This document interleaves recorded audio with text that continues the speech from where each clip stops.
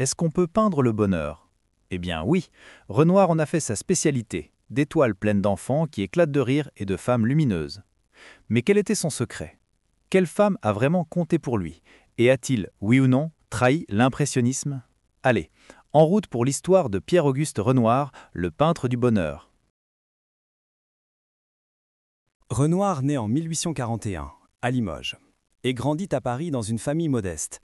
À 13 ans à peine, il gagne sa vie en peignant des fleurs sur de la porcelaine. Puis il décore des éventails dans le goût rococo, cet art raffiné et galant qui faisait rêver l'aristocratie avant la Révolution. Ses modèles, Watteau, Boucher, Fragonard, des scènes légères, coquines, un parfum d'insouciance. À l'école des beaux-arts et dans les galeries du Louvre, il se forme le pinceau à la main.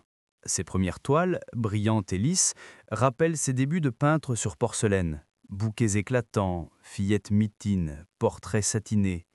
Il tombe amoureux de Lise, sa première muse, qu'il représente tour à tour avec une ombrelle, en bohémienne, en odalisque, ou encore dans un décor oriental digne de Delacroix. Très vite, Renoir se lie avec Monet, Basile, Sisley, Pissarro, une bande de jeunes rebelles qui vont changer la face de la peinture. Pourquoi?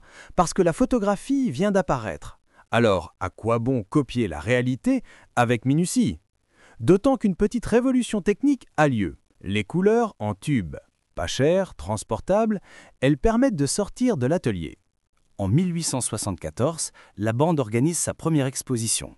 Échec cuisant, peu de visiteurs, beaucoup de moqueries. On les prend pour des hurluberlus sans avenir. Un critique raille un tableau de Monet, impression soleil levant, et balance ce mot par dérision, impressionniste. Le nom est trouvé, et il fera le tour du monde. Car le public finit par se laisser séduire. Paris est alors en pleine métamorphose, avec ses grands boulevards flambant neufs et ses places aérées. Renoir tombe sous le charme de cette ville lumière et s'empresse de la peindre. Le pont neuf, les boulevards animés. Cette année-là, Renoir signe La Danseuse, La Loge. Il multiplie les portraits de ses muses, Nini, la modèle, ou Angèle, l'actrice. Car Renoir aime les femmes, leur douceur, leur grâce. Il les peint lumineuses, apaisées, presque idéalisées. Au conservatoire, à l'opéra, en train de lire, de jouer du piano, de caresser un chat, toujours dans un halo de tendresse. Les enfants aussi l'inspirent. Pleins de fraîcheur, de vitalité, ils incarnent l'innocence. Renoir attire des collectionneurs, fréquente leurs salons, les immortalise en famille. Sa notoriété grandit. Et viennent alors les chefs-d'œuvre. La balançoire, puis le bal du moulin de la Galette, un déluge de rire et de lumière. Regardez, le soleil filtre à travers les arbres, éclabousse les visages, danse sur les chapeaux. Puis, le déjeuner des canotiers, où ses amis savourent un repas joyeux au bord de l'eau. Tout respire la chaleur, la convivialité, l'éclat du moment présent. C'est dans cette effervescence qu'il rencontre Aline, une couturière qui devient son modèle et sa compagne. Mais l'engagement l'effraie. Renoir fuit, direction l'Algérie, puis l'Italie. À Venise, il peint le Palais des Doges et la basilique Saint-Marc. À Naples, il immortalise la baie au crépuscule. Et dans une barque, il esquisse une blonde baigneuse prémise de ses grands nus. En Italie, il s'imprègne de Raphaël, de Michel-Ange, du Titien. De retour en France, il s'éloigne de l'impressionnisme. Dans Les Parapluies, on voit bien la bascule. D'un côté, la touche impressionniste, de l'autre, un dessin plus net, des silhouettes affirmées. Commence alors sa période dite néoclassique. Des formes plus géométriques, des compositions plus construites, comme dans La Tresse.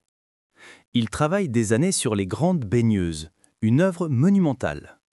Mais certains y voient un excès de réalisme, un refroidissement de son art. Heureusement, Aline, qu'il épouse enfin en 1890, lui rend son élan.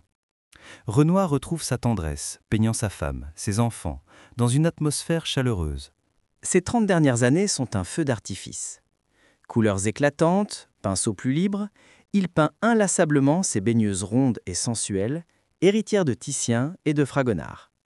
Des jeunes femmes joyeuses, naturelles, baignées de soleil, mi-nymphes, mi-déesses. Même diminué par une terrible arthrite, cloué dans un fauteuil, Renoir ne lâche jamais ses pinceaux. Avec l'aide d'assistants, il peint chaque jour jusqu'à laisser plus de 5000 œuvres. Pas de manifeste, pas de grande théorie.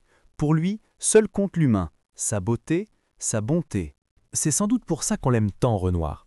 Parce que sa peinture, c'est pas seulement des toiles accrochées au mur des musées, non, c'est un hymne à la joie, un cri d'amour lancé à la face d'immonde. C'est la lumière qui danse, l'amitié qui rayonne, l'espérance qui palpite dans chaque coup de pinceau. Alors, si vous avez aimé ce petit voyage à travers les couleurs et les sourires de Renoir, ne partez pas comme ça, les mains dans les poches. Abonnez-vous, rejoignez l'aventure, parce que ici, on continue à filer à travers le patrimoine, les artistes et les émotions.